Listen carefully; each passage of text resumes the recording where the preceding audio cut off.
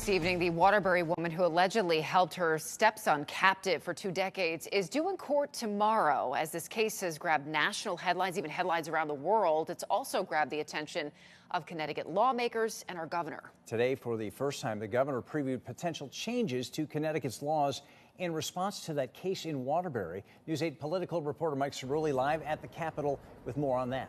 Mike. Darren, Catherine, good evening to you. You know, when the governor first heard these allegations, like the rest of us, he was shocked and appalled. Today, he was urging lawmakers to come to the table with him to examine Connecticut's homeschool laws, see if there are areas where they could be tightened up. That focus on homeschooling has ignited sharp opposition from Republicans.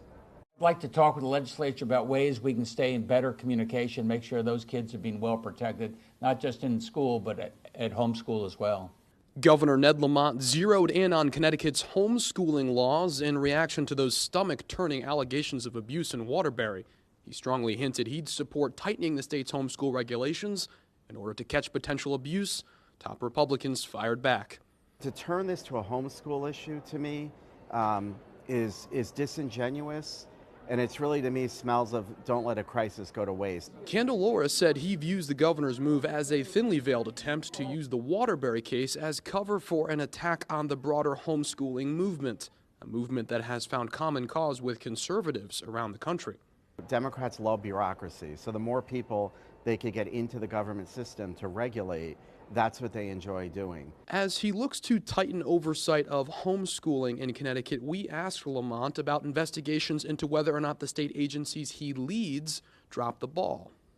I think that's ongoing. Look, DCF was there. They visited. I'm told the family said DCF is bothering us, and DCF referred it to the Waterbury police. But you're right, something dropped through the cracks, and this went on for 20 years. One Democrat who represents Waterbury in the state legislature said he's been pressing DCF and other agencies for answers. Has he been satisfied with the replies he's gotten?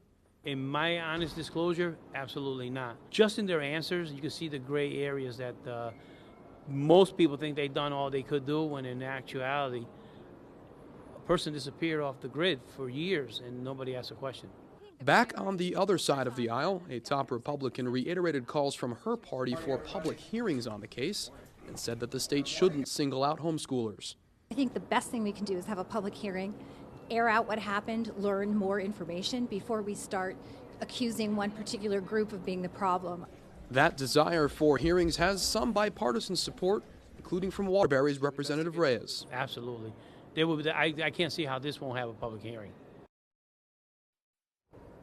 And important to note here, we don't actually know what happened to that young man, if he was actually homeschooled after he was pulled out of the public school system. It's just one of many unanswered questions thus far in this case, questions that could be answered by subsequent investigation or those proposed public hearings, which to date have not yet been scheduled.